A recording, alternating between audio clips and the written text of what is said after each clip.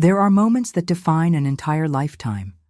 For me, it was when the church clock struck noon and I realized the man I loved wasn't coming.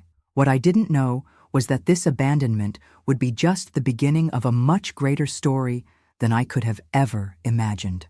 My name is Eleanor Rose Thompson. I'm 82 years old, and I live in a small wooden house in Millfield, Ohio. The same house my parents left me and where I raised my adopted daughter, Sarah, all by myself. The neighbors know me as Grandma Ellie, the lady who always has fresh cookies and wise advice for anyone in need. Few know, however, the pain and triumph that shaped my long life. Before I continue my story, I'd love to know where you're watching from today. Drop a comment below telling me your city or country. If this is your first time hearing one of my stories, please subscribe to the channel and give this video a thumbs up. It helps more people discover these real-life stories of struggle and triumph. Now, let me take you back to that fateful day in June 1964. It was June 12th, 1964.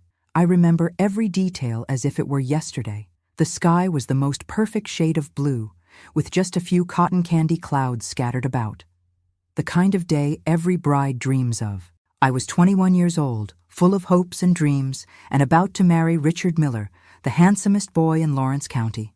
We had been sweethearts since high school, and after he returned from his military service, he proposed with a small diamond ring that had belonged to his grandmother. I woke up that morning in my childhood bedroom, surrounded by my 3 bridesmaids, my sister Judy and my 2 best friends, Margaret and Dorothy. Mom had spent weeks sewing my wedding dress by hand, a beautiful creation of satin and lace with tiny pearl buttons running down the back. It had taken nearly an hour just to fasten all those buttons, but when I looked in the mirror, I felt like a princess from a fairy tale.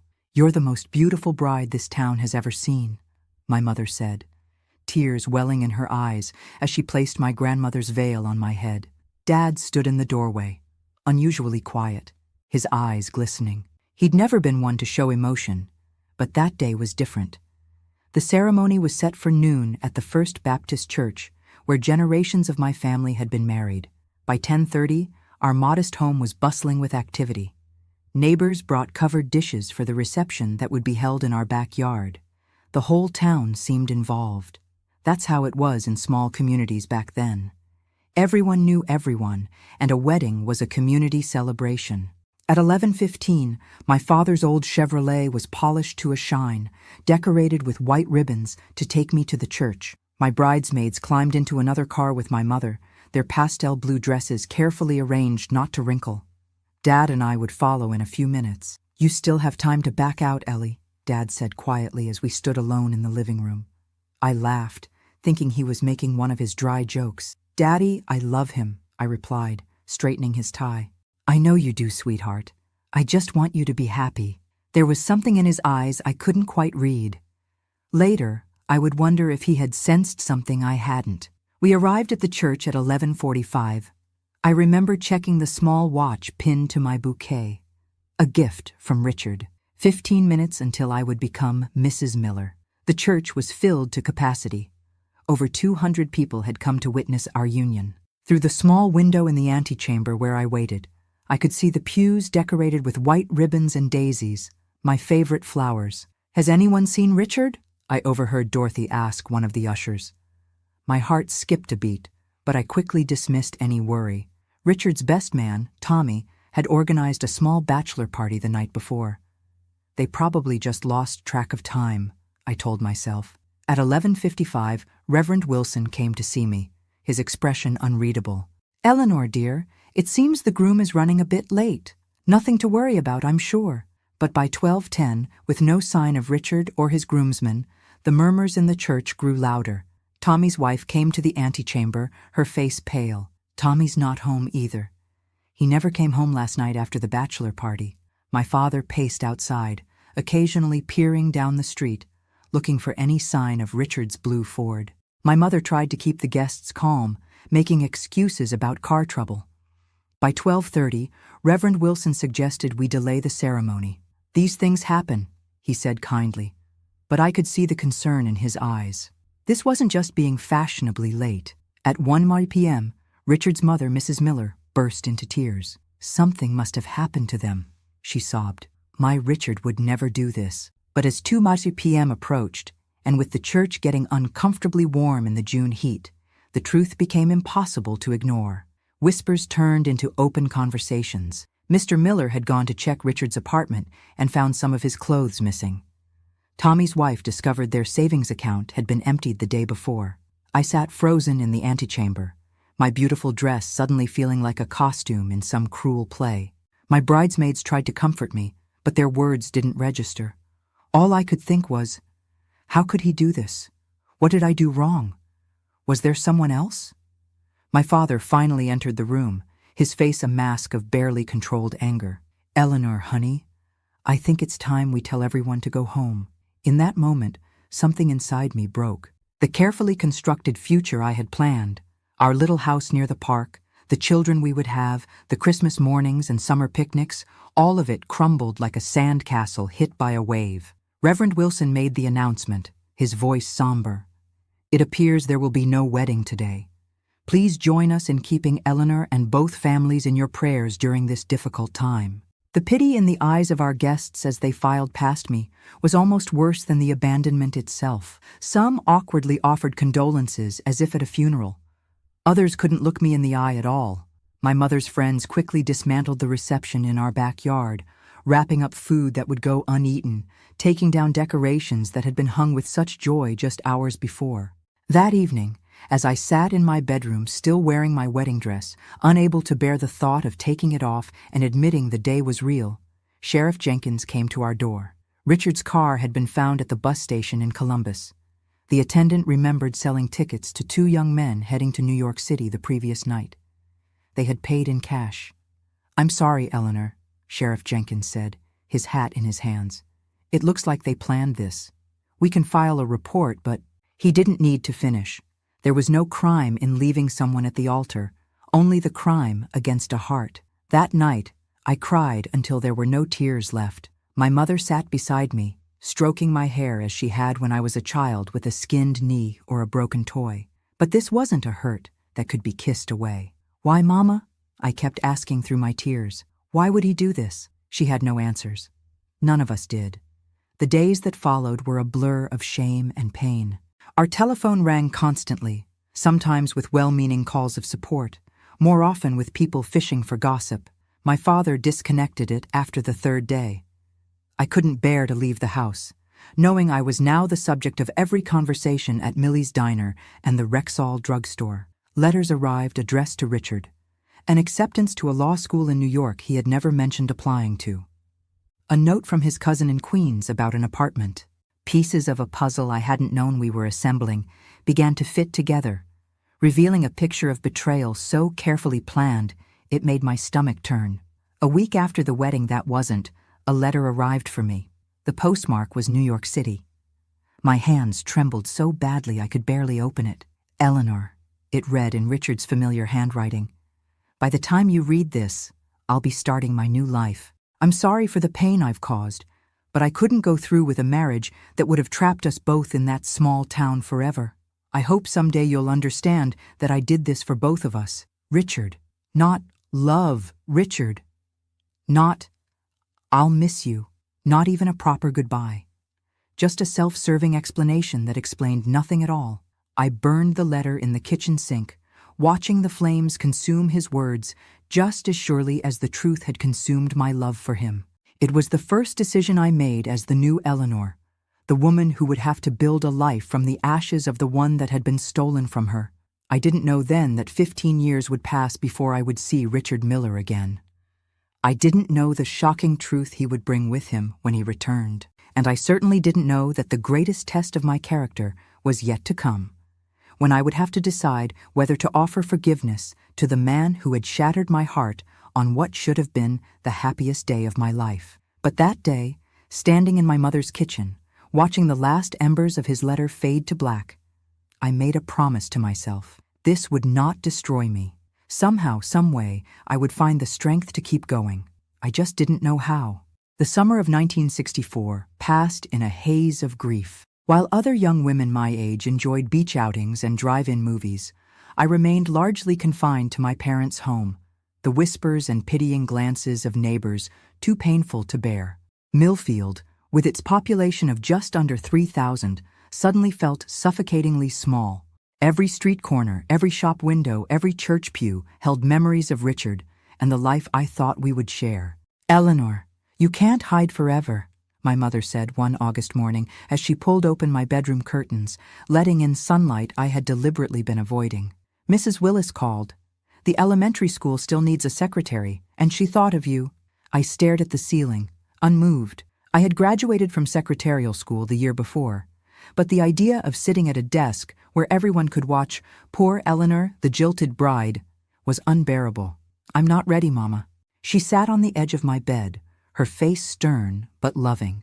"You'll never be ready if you keep waiting to feel ready. Sometimes you have to do the thing first, and the readiness comes after." 2 days later, I found myself behind the desk at Millfield Elementary, typing enrollment forms and answering the telephone with a forced cheerfulness that fooled no one. The first week was excruciating. Parents registering their children would do double takes upon seeing me, their expressions quickly shifting from surprise to that awful sympathy I'd come to despise. "Just look them straight in the eye," advised Mrs. Willis, the no-nonsense principal who had hired me despite, or perhaps because of, my notoriety. People forget their own curiosity when met with dignity. Slowly, painfully, I began establishing a new routine. Up at 6:30, breakfast with my parents, work from 8 to 4, home for dinner, then long evenings with books or the television while my mother knitted and my father read his newspaper. It wasn't living, not really, but it was existing. Autumn arrived, painting the Ohio hills in brilliant reds and golds. With it came the news that Tommy, Richard's best man and accomplice, had returned to town alone. He showed up at his parents' house one rainy evening, thin and haggard, his grand New York adventure evidently having soured. "He's looking for you," Judy told me one Sunday after church. "Said he needs to talk to you about Richard." "I have nothing to say to either of them," I replied, my voice sharper than I intended. But Tommy was persistent. He waited outside the school one afternoon, his once handsome face now gaunt, his eyes hollow. "5 minutes, Ellie. Please." Against my better judgment, I agreed to speak with him at Drexel's Diner, the most public place I could think of. If he had come to offer Richard's apologies, I wanted witnesses. "He's not coming back," Tommy said without preamble, stirring his coffee endlessly. "He's married now. Some girl from a wealthy family. Her father got him into Columbia law."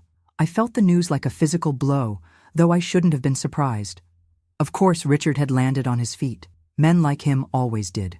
"Her family has connections," Tommy continued. "They're setting him up with a position at her uncle's firm when he graduates. He's doing well." "And you?" I asked, surprised by my own curiosity. "Why did you come back?" Tommy's laugh was hollow. "Turns out I wasn't cut out for the big city, or maybe the big city wasn't cut out for me. I ran out of money, couldn't find decent work. Richard, well, his new life didn't have room for old friends from Ohio." I should have felt vindicated by Tommy's failure, but all I felt was tired. "Why are you telling me this?" "Because I'm sorry, Ellie. I'm sorry I helped him. I'm sorry for what we did to you." His voice cracked. "And because Richard wanted me to find out if you'd gotten over him yet, if you'd moved on." The audacity of it, Richard's curiosity about my recovery from his betrayal, ignited something in me. Not the old love, not even hatred, but a fierce determination that had been dormant for months. "You tell Richard," I said, rising from the booth, "that Eleanor Watson doesn't spend her time thinking about cowards who run away in the night. You tell him I wish him and his new wife every happiness they deserve." I walked out of that diner with my head high, something shifting inside me. It wasn't healing, not yet, but it was the first step toward it. That winter was the coldest Ohio had seen in decades. Pipes froze, schools closed, and neighbors checked on elderly residents as temperatures plummeted below zero. In January 1965, a devastating ice storm left many in Millfield without power for nearly a week. My parents and I took in the elderly couple next door, the Harrises, whose home had become dangerously cold. Mr. Harris had a bad heart, and the stress of the storm triggered a severe attack. As he lay on our sofa, gray-faced and struggling for breath, I realized I was the only one who could help. With the roads impassable and the telephone lines down, I bundled myself in every layer I owned and set out for Dr. Peterson's house 3 blocks away. The journey, normally a 10-minute walk, took almost an hour as I fought against the wind and ice. When I finally reached the doctor and brought him back, he credited my action with saving Mr. Harris's life. "You've got grit, Eleanor, Doctor," Peterson told me afterward. "Ever consider nursing?" The hospital in Athens is starting a training program in the spring. I hadn't considered it. Hadn't considered much of any future beyond my day-to-day existence. But something about the idea took root. Helping the Harrises had been the first time in months I'd felt something other than numbness or pain. When spring finally arrived, I enrolled in the nursing program, commuting the 20 miles to Athens each day. My parents were supportive, if surprised. No one in our family had pursued medicine before. "I'm proud of you, Ellie," my father said simply. Coming from him, a man of few words, it meant everything. Nursing school was demanding in ways I'd never imagined. The human body, with its intricate systems and vulnerable fragility, became my focus. There was no time for self-pity when learning how to dress wounds, administer medications, or comfort the dying. For the first time since Richard left, I went days without thinking of him. By 1967, I had completed my training and secured a position at Athens Memorial Hospital in the maternity ward. The irony wasn't lost on me, the abandoned bride now helping bring new life into the world. But there was healing in it, too.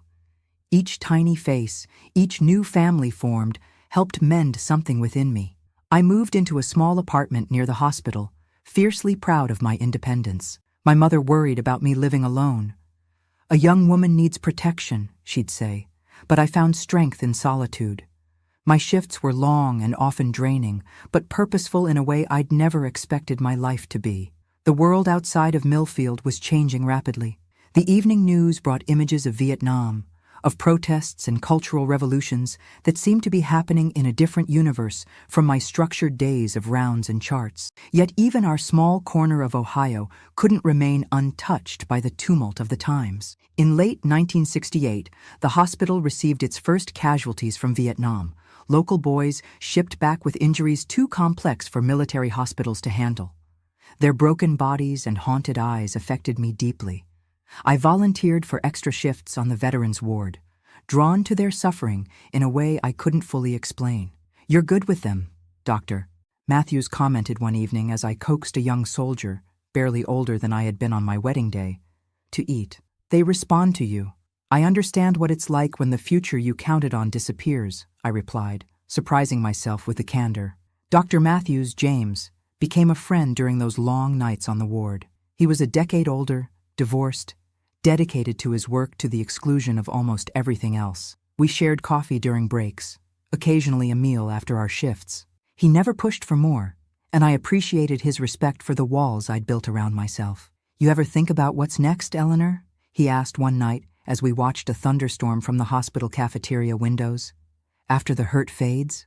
I considered his question seriously. "I think this is what's next. This work, these patients. That's all?" I shrugged.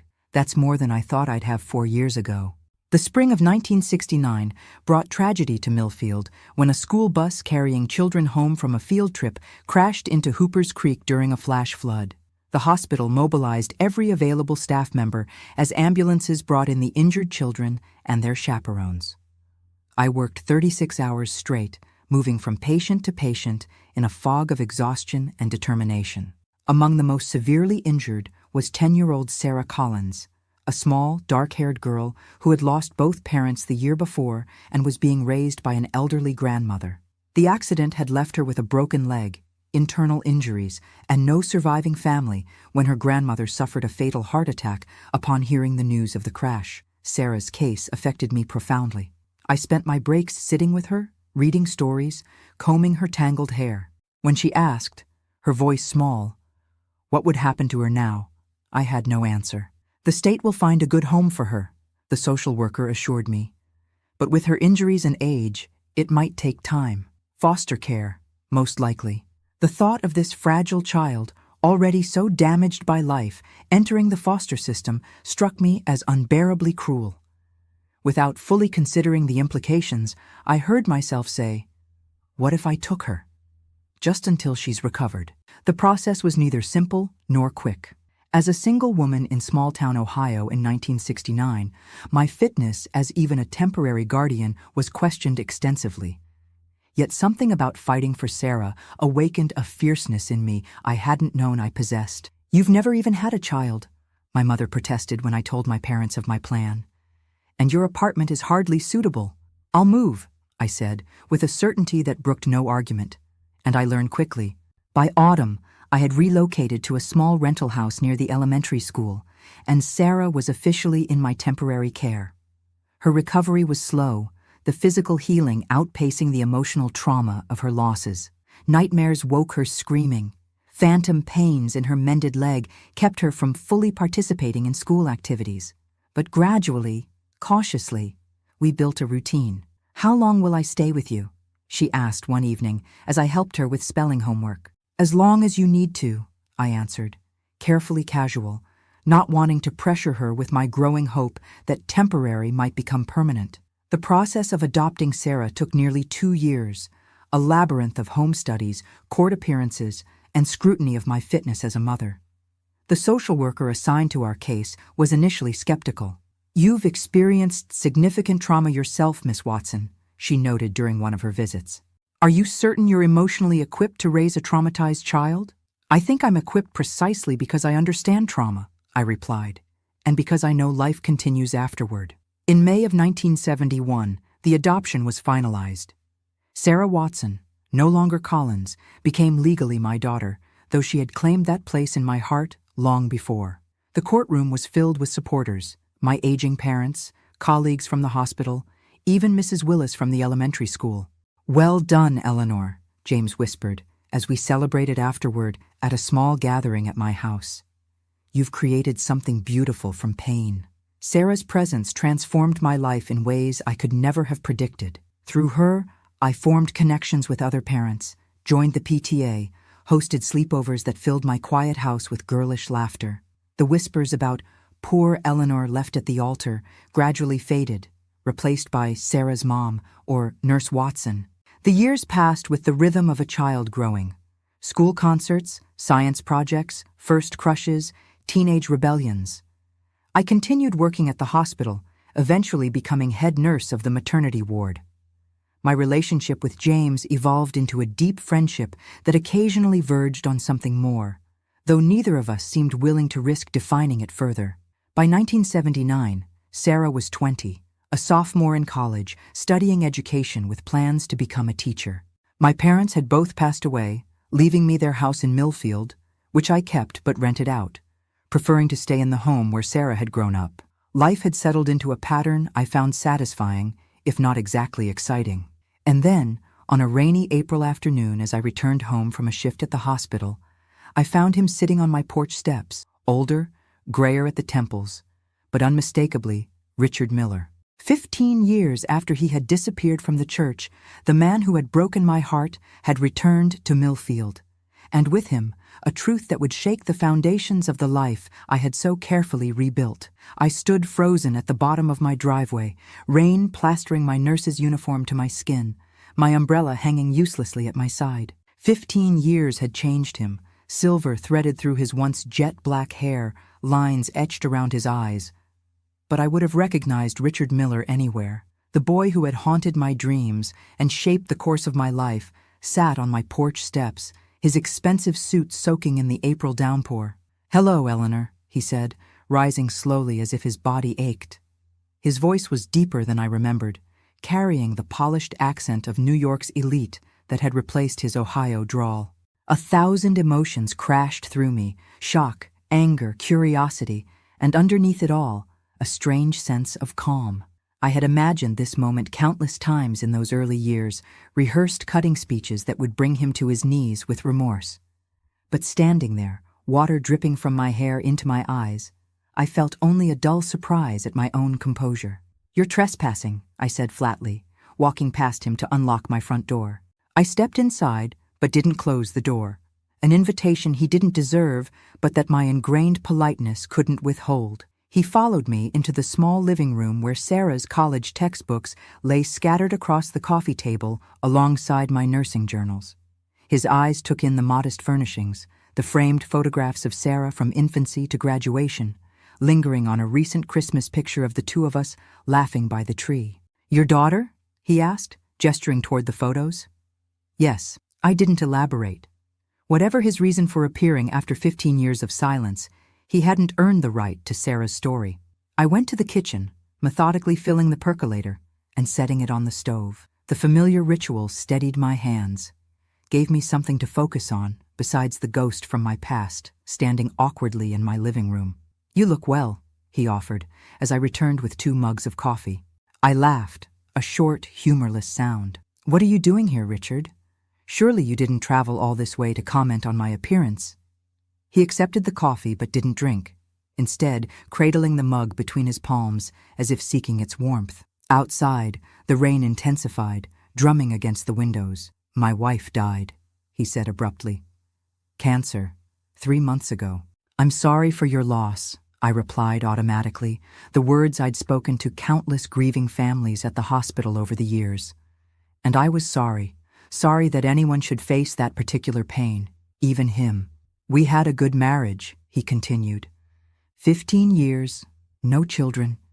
She was kind, better than I deserved. I waited, sensing there was more.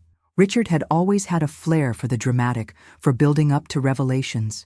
When she was diagnosed, terminal from the start, she made me promise something. He looked up, meeting my eyes directly for the first time. "She made me promise to make things right with you." "There's nothing to make right," I said coolly. "What's done is done. We've both built lives that took us in different directions." "That's not entirely true, Eleanor." His voice dropped, almost a whisper. "I haven't been honest with you about why I left." Part of me wanted to stop him there, to preserve the narrative I'd constructed over 15 years, that Richard had simply been a coward, seduced by the bright lights of New York and the promise of wealth. That explanation had been painful, but comprehensible, something I could package neatly and set aside. But another part, the nurse who had learned to face difficult truths, the mother who had taught Sarah the value of honesty, recognized that whatever Richard had come to say, I needed to hear it. "Go on," I said. Richard set down his untouched coffee and reached for the briefcase he'd brought with him. From it, he withdrew a thick manila envelope, softened at the edges as if it had been handled often. 2 days before our wedding, I received this. He slid the envelope across the coffee table toward me. It was delivered to my apartment by a man I'd never seen before. He said he worked for Jonathan Pearson. The name hit me like a physical blow. Jonathan Pearson had been Millfield's wealthiest resident, owner of the textile mill that employed half the town, including my father. A powerful man with a reputation for ruthlessness in business and pleasure alike. With trembling fingers, I opened the envelope. Inside were photographs, grainy, black and white, but unmistakably showing a young woman with a much older man in various compromising positions. The woman's face was clearly visible. My mother. "There were 50 more like those," Richard said quietly as I stared in horror at the images. "And documents. Financial records showing your father had been embezzling from the mill for years. Pearson's man made it very clear. If I married you, these would be made public. Your father would go to prison, your mother's indiscretions would be known to everyone in town." My head spun. My father, honest to a fault, who counted every penny of change at the grocery store. A thief? My mother, pious, proper, who considered dancing too risque, involved with Pearson. It seemed impossible, absurd. "This is a lie," I whispered, pushing the envelope away. "A cruel fabrication." Richard shook his head slowly. "I thought so too at first. I confronted Pearson the next day, told him I would go to the police, expose his blackmail attempt. He laughed in my face, said he owned half the police department in the county." He paused. Then he showed me more evidence. Dates, amounts, bank account numbers, your parents' signatures. It was compelling. "Why?" I managed, my voice barely audible. "Why would Pearson do this?" Richard's jaw tightened. "Because I had refused to sell him my grandfather's land, the 100 acres outside town that bordered his property. He wanted to expand the mill, and I was the obstacle. He made it clear, give up you and the land or watch your family be destroyed. The pieces began falling into place. My father's sudden retirement from the mill just months after my failed wedding, the way my mother had withdrawn from church activities, their insistence on moving to Arizona for her health in 1966, where they had lived quietly until their deaths. You could have told me, I said, anger finally breaking through the shock. We could have faced it together. Pearson was explicit about that. If I warned you or your parents, he would release everything immediately. I had less than 48 hours to decide. Richard's voice cracked. I convinced myself I was protecting you. That a clean break, even a cruel one, was better than watching your family name dragged through the mud. Your father imprisoned. Your mother. He couldn't finish. So you ran, with Tommy. Richard nodded. Tommy was never supposed to be part of it. He caught me packing, demanded answers. When I told him, he insisted on coming with me, said he couldn't face you knowing the truth. And the letter? That self-serving garbage about not being trapped in a small town? Pearson's idea. He said it would help you hate me, make a clean break. Richard's laugh was bitter. He was right about that, at least. Silence fell between us, heavy with 15 years of consequences from decisions made in desperate haste. Outside, the rain had stopped, leaving only the rhythmic dripping from the eaves. Why now? I finally asked. After all this time, why come back with this? Because Pearson is dead. He died 6 weeks ago. Richard leaned forward. And because on her deathbed, my wife made me promise to tell you the truth. She said, his voice faltered. She said no one should live their whole life believing they weren't enough when the truth was something else entirely. I stood abruptly, needing distance, movement. My world had tilted on its axis. The past I thought I understood suddenly revealed as a carefully constructed lie. What did this mean for the narrative I'd built around my abandonment? The strength I'd found in overcoming it? Eleanor, there's more. I turned back to him, wondering what possible revelation could follow what he'd already shared. After Pearson died, I went to his office, searched his files. I found this. From the briefcase, he withdrew another envelope, newer than the first. The photographs of your mother were staged, professional models made to look like her through retouching. The financial documents were forgeries, expert ones, but forgeries nonetheless. I sank back into my chair. What are you saying? Your parents were innocent. Of everything. Pearson fabricated all of it to manipulate me. Richard's face was ashen. I gave up our future based on lies. The room seemed to spin around me. All those years of pain, of rebuilding myself from the shattered pieces he'd left behind, all because of a powerful man's greed and a young man's fear. Get out, I whispered, my voice deadly quiet. Eleanor, please. Get out! I screamed, the force of it tearing at my throat. 15 years, Richard. 15 years I spent believing I wasn't enough, that something was fundamentally wrong with me, that the man I loved had found me so lacking he couldn't even face me to say goodbye. He stood, gathering his briefcase with shaking hands. I'll leave the envelopes. All of it. You deserve to have the proof. At the door, he paused. I'm staying at the Millfield Inn for a week, if you want to talk more. After you've had time. When the door closed behind him, I collapsed onto the sofa, my mind reeling. The foundation of my adult life. The abandonment that had shaped me. The strength I'd found in its aftermath. Suddenly felt built on shifting sand. If Richard had been protecting me rather than rejecting me, what did that mean for the woman I'd become? I don't know how long I sat there, lost in the implications of his revelations, before the front door opened again and Sarah's voice called out, Mom? Why is there a strange man sitting in his car outside our house crying? Sarah, my anchor, my redemption. Whatever truths Richard had brought with him, they couldn't change the most important reality of my life, the daughter who had healed me in ways I hadn't known I needed healing. It's a long story, I said, wiping my eyes and attempting a smile. A very long story. That night, after Sarah had gone to bed, I sat at the kitchen table with both envelopes before me. The fabricated evidence that had destroyed my wedding day. The proof those fabrications were lies. 15 years of my life, redirected by malice and deception. I thought of the path I hadn't taken: marriage to Richard, perhaps children of our own, a life in the small house we'd planned to buy near the park. Would I have become a nurse? Would Sarah have found her way to me? The telephone rang, startling me from my reverie. It was nearly midnight, too late for casual calls. "Eleanor?" James's voice was concerned. "I just got off shift and heard Richard Miller is back in town. Are you all right?" The genuine worry in his tone brought fresh tears to my eyes. This was my life now, a career I loved, a daughter who was thriving, friends who truly cared for me. Would I have had any of it if Richard hadn't left? "He came to see me," I admitted. "It's complicated. He had his reasons, James, ones I never imagined." "Do you need company? I can be there in 20 minutes. I considered the offer. James had been my steadfast friend for a decade, always there when I needed support, never pushing for more than I could give. "No, but thank you. I need time to think, to process." After hanging up, I returned to the envelopes. With deliberate movements, I gathered the photographs, the forged documents, the proof of their falsehood, and carried them to the fireplace.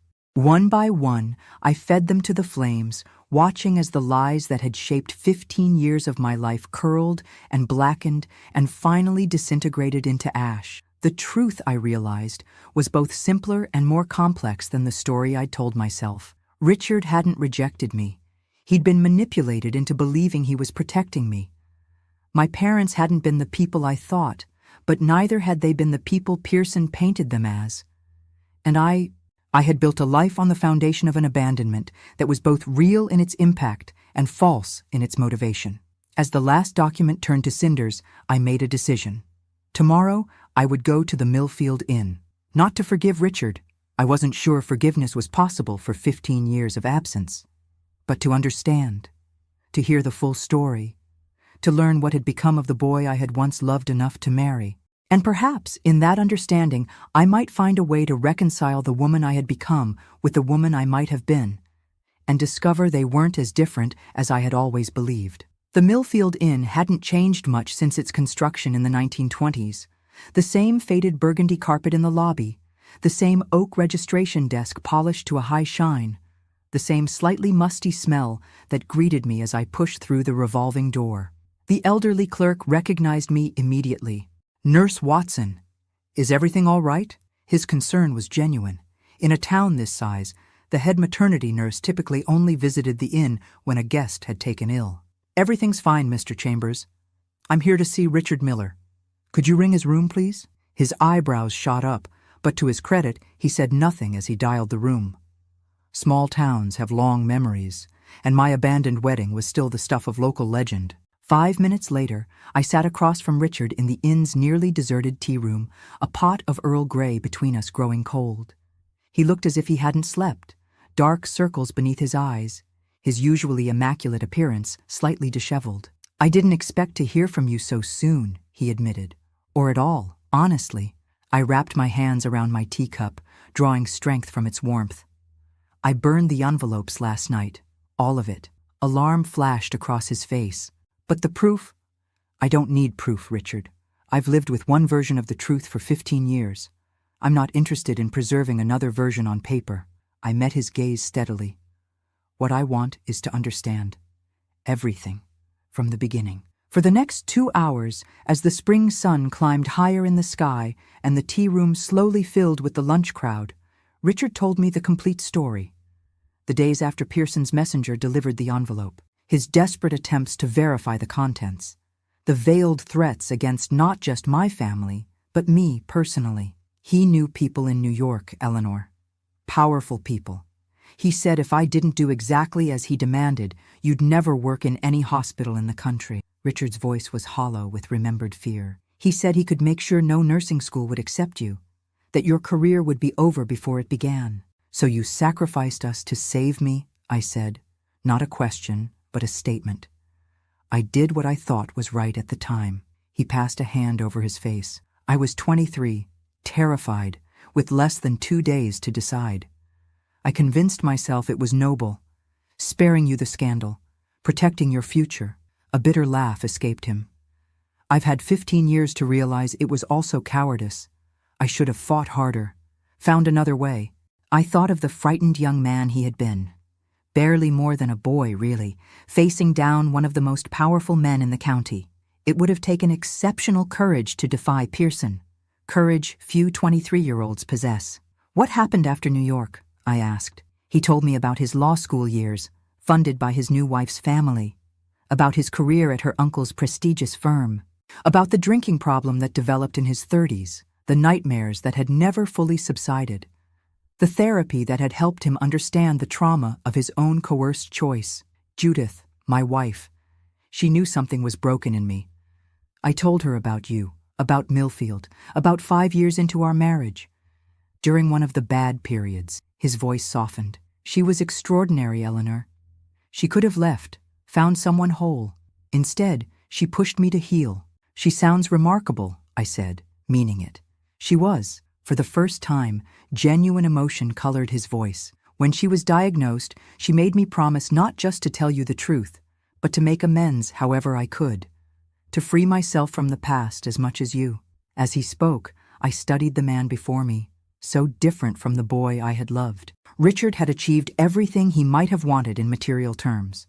The successful career, the connections, the wealth evident in his tailored clothes, and the expensive watch on his wrist. Yet there was a hollowness about him, a sadness that all his achievements hadn't erased. Tell me about your daughter, he said suddenly, as if reading my thoughts.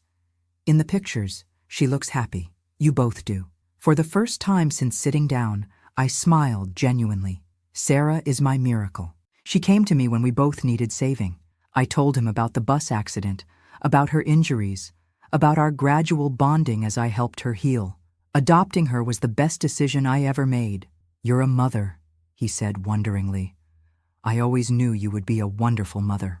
The simple observation, spoken with such certainty, brought unexpected tears to my eyes. In our youthful plans, we had talked of having 4 children, had even chosen names for the first boy and girl. And you? I asked, blinking away the moisture. You and Judith never had children? A shadow crossed his face. We couldn't. Complications from a surgery she had as a teenager. He twisted his wedding ring absently. We discussed adoption, but the time never seemed right. My career was demanding, then her health began to decline. I recognized the regret in his voice, having heard it from many patients over the years, the particular grief of roads not taken, chances missed, that can haunt a life even when that life has been successful by external measures. What do you want from me, Richard? I asked finally, the question that had been hovering between us since his reappearance. He looked startled. I don't want anything from you, Eleanor. I came to give you the truth, not to take something more from you. But you stayed. A week, you said. Why? He hesitated, choosing his words carefully. I suppose I wanted to see if there was a way forward, not to reclaim what we lost, that's impossible, but perhaps to find a kind of peace with it, for both of us. As I walked home from the inn, the warm May afternoon wrapped around me like an embrace. I turned our conversation over in my mind. Richard had come seeking absolution. That much was clear. But could I give it? Should I?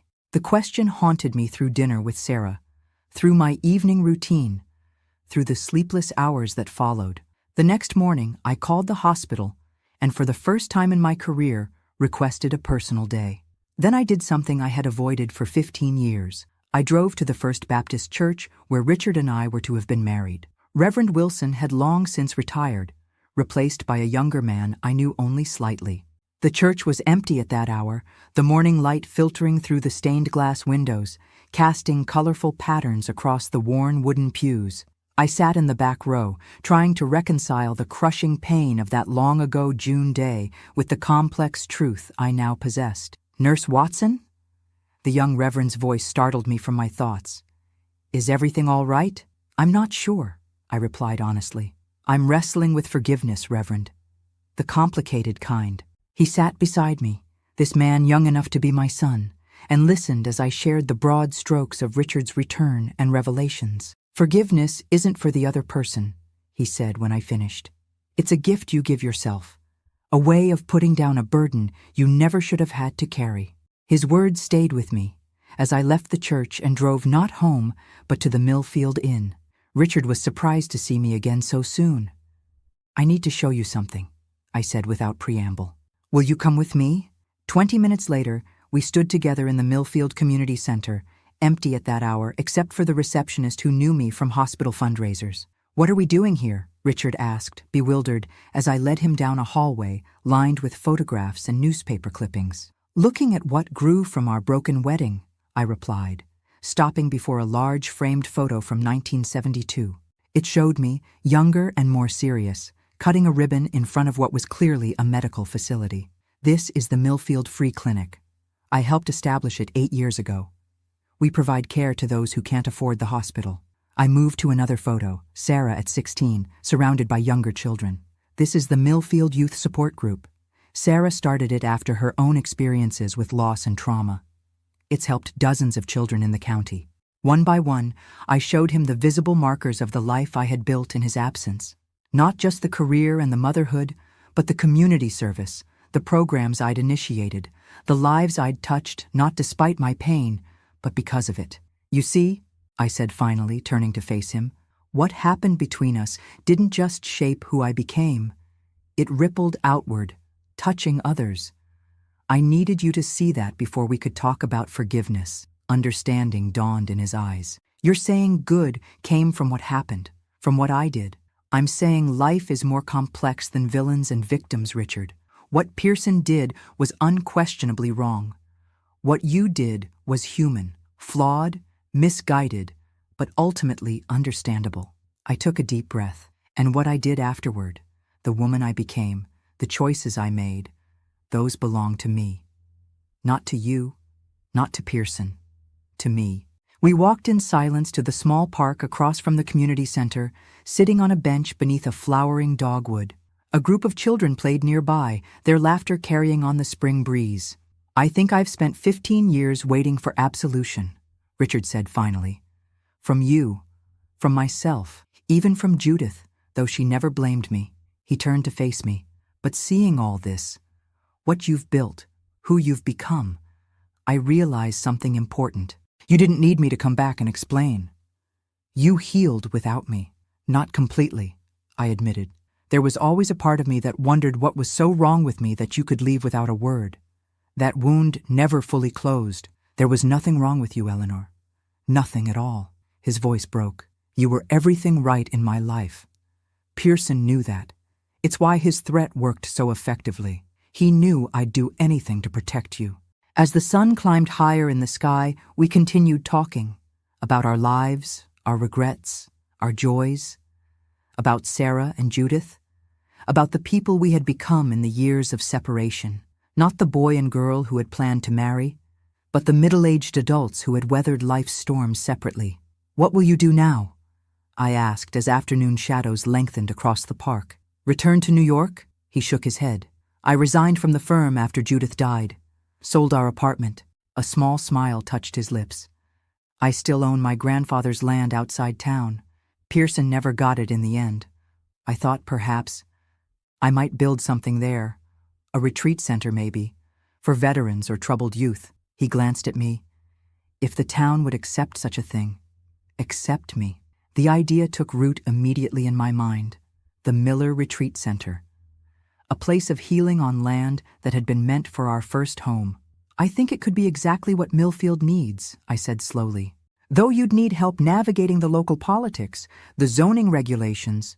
"Would you help me?" he asked, the question hanging between us. Tentative, hopeful, but not presumptuous. That night, I shared the entire story with Sarah over dinner. The truth about Richard's departure, his return, and the potential retreat center. My brilliant, compassionate daughter listened without interruption, her expression thoughtful. "You're considering forgiving him," she said finally, not a question. "I think I already have," I admitted. "Not for his sake, but for mine. Carrying that old pain no longer serves any purpose." She reached across the table, squeezing my hand. "Does this mean, is there something still there between you two? Romantically?" The question caught me off guard. I hadn't allowed myself to consider it. "No," I said firmly. "Too much time has passed. We're different people now." I hesitated. "But perhaps we could be friends." professional colleagues at least. Sarah's eyes, so perceptive, saw more than I was ready to acknowledge. Mom, in all the years I've known you, you've never let anyone close. Not romantically. Not even James, who's clearly been in love with you forever. That's not. It is, she interrupted gently. You built walls after Richard left. Good, strong walls that kept you safe, but also kept you isolated in certain ways. She squeezed my hand again. Maybe it's time to see what happens if you lower them. Just a little. Over the next 6 months, Richard and I worked together to bring the retreat center from concept to reality.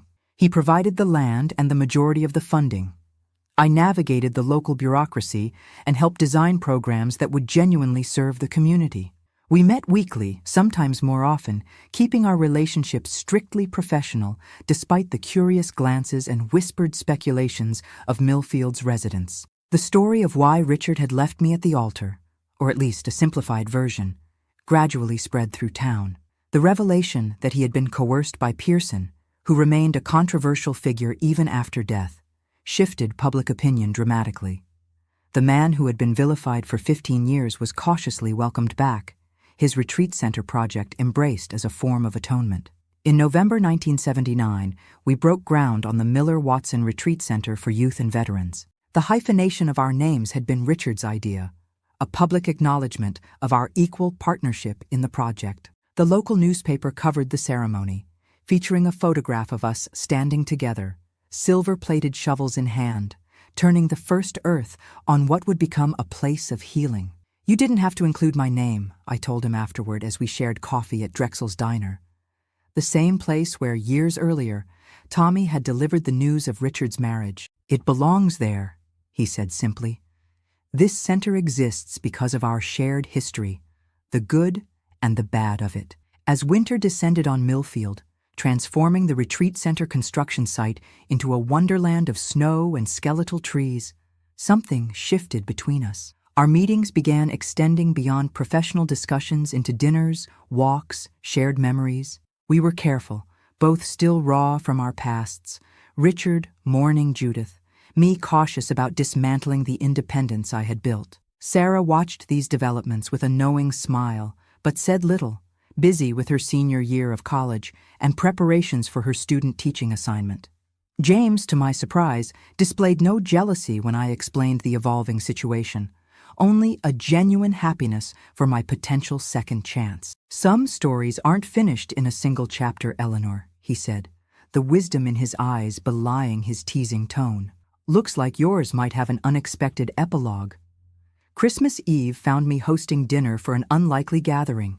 Sarah, home from college, James and his sister, Richard, still staying at the Millfield Inn, though he had purchased a small house near the retreat center property, and several nurses from the maternity ward who had become dear friends over the years. As we sat around my dining room table, the conversation flowing easily among people from different chapters of my life, I caught Richard watching me from across the room.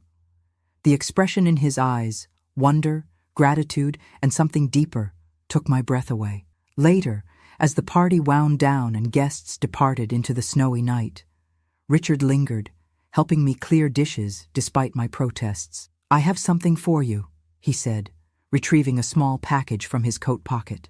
An early Christmas gift, if you'll accept it. The box was old, covered in faded blue velvet.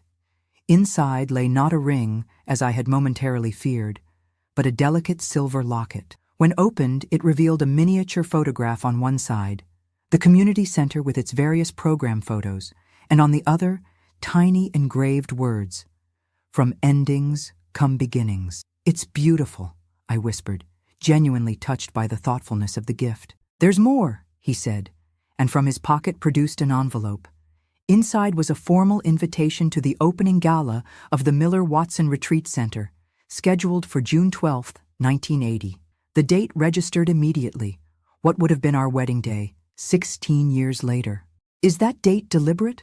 I asked, my voice steady, despite the emotion rising within me. Very, he admitted. I thought, perhaps, we could replace the memory of what was lost with the celebration of what was found. He touched the locket now resting against my collarbone.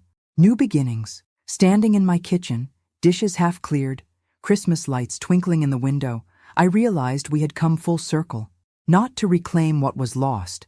That innocent love between two young people had disappeared as surely as the boy and girl we had been, but to create something new, something tempered by experience, strengthened by suffering, made more valuable by its cost. "I'd like that," I said simply. In the months that followed, as winter yielded to spring and the retreat center neared completion, Richard and I continued our careful dance, professional colleagues evolving into friends, and perhaps, someday, into something more. There was no rush, no pressure. We had both learned the hard way that life rarely follows the paths we plan for it. The day of the gala arrived, bright and clear, identical to that long-ago June day when I had waited in vain at the church. But now, instead of a disappointed bride, I was a woman fully realized, standing proudly beside the man who had once abandoned me as we welcomed the community to celebrate not a marriage, but a joint creation born from our shared pain.